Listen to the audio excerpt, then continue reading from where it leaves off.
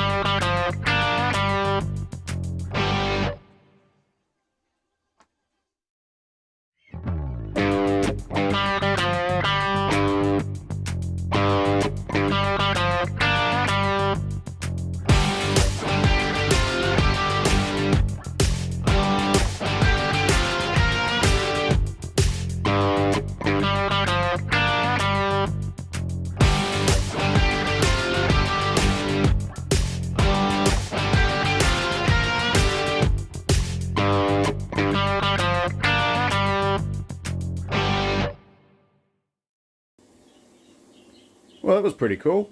I haven't used my plasma cutter for a while, so when it stopped working after I did the first letter, I couldn't work out what was going on, so I changed the consumables, the tips, thinking I'd got some junk in it or something, and went through, and it still wasn't working. And then I remembered that it helps if you turn your air compressor on.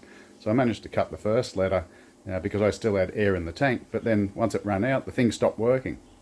So if you're not sure how a plasma cutter works, basically it's like a welder, as in it short circuits the metal, but then you've got air coming through at a quite a high pressure. So you've got the extreme heat from the weld and then the air pressure, and it blows the material away. I'm absolutely no expert on this stuff, but you can do some really neat straight cuts with this technique. Me, on the other hand, for what I'm doing here, I'm trying to do anything but that. I'm trying to reproduce the Toxic logo that's on the back of Toxic, my Chev, so that I can make a workshop sign. Now, I've got the letters that I need, but obviously when you do that, you have the negative of it as well. So I'll keep this stuff. If I'd thought about it earlier, and I don't mind, I like using this thing, so I can do it again. If I'd thought about it earlier, I might have actually cut it out, laid out like that, so I had both a negative and a positive of it. But as I said, I don't mind, I like using it. So right along, and we'll see what I come up with next.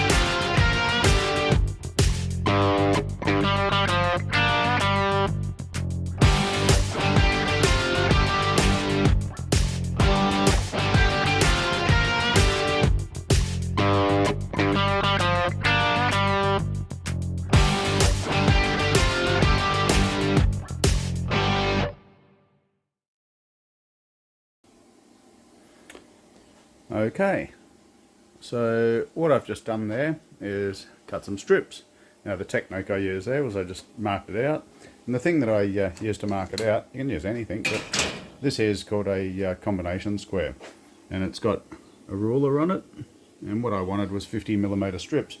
So I first set my square at 50mm, and then I moved it along to 100mm, 150mm, 200mm, and you saw how I marked out the 4 lines. Now each time I allowed an extra couple of mil just to allow for the cut. I'm not doing perfection here, so all of these aren't exactly the same, but they're within a mil or two, and you'll see in a little while why it doesn't really matter if they're perfect. But what I'm going to do is make 3-dimensional letters. So my X, for example, what I'm going to do is I'm going to put a strip of this around the outside, and these are going to be raised up off the base. I may go through and drill a heap of holes in them later on and backlight them. We'll see. So the next part of the task is going to be quite slow. It's going to take quite a while. It's going to be difficult to get it completely flat and so on, but what I need to do is tack some of this flat stock on that I've now created, tack it onto the side, and then tap it a little bit, tack it again, tack it, and just keep bending it so that it sort of follows the shape of the letters. Now I'm not going to be able to get it perfectly with all these nooks and crannies, but what I am going to do is try not to make it perfect, because I intentionally made this font when I worked it out so that it looked like it was cut out of a plasma cutter, which it was. I didn't want it to be perfect, so this lettering that I'm going to be doing, I don't want it to be perfect either. So that's always a win, because I don't have to try too hard to keep it perfect. So I will take you along for the journey and we'll see how it comes up, eh? You're learning as I am. I'm just working this out, but I think it's going to look great, and at the end of the day, even if it comes up really poor, it's still going to look great as far as I'm concerned. So let's see.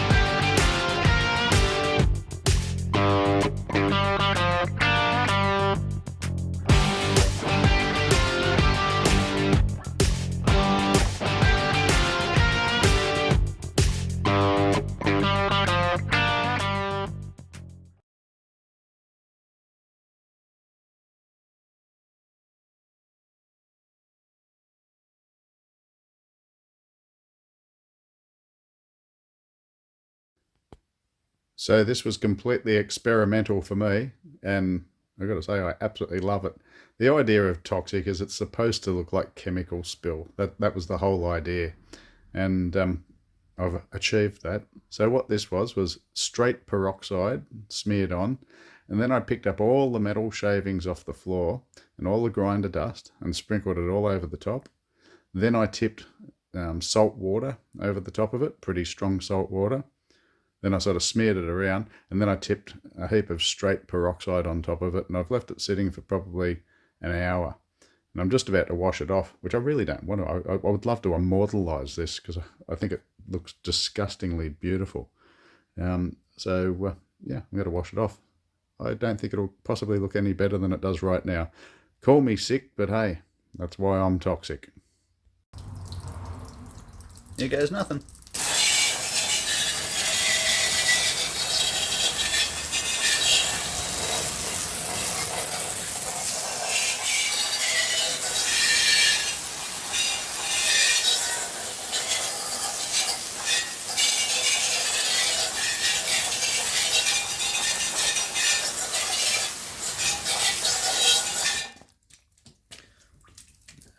Well, that's disappointing.